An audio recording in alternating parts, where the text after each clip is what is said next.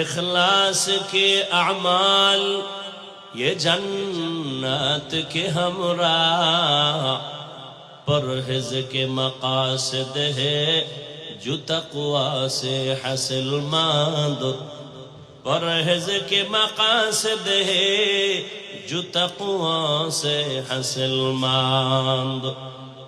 بغیر جو اعمال ہو اخلاص و تقوی، برباد تیرے زندگی اے ہوش نظر ماند، برباد تیرے زندگی اے ہوش نظر ماند۔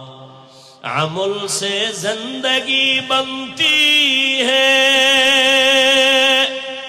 جنت بھی جہنم بھی، عمل سے زندگی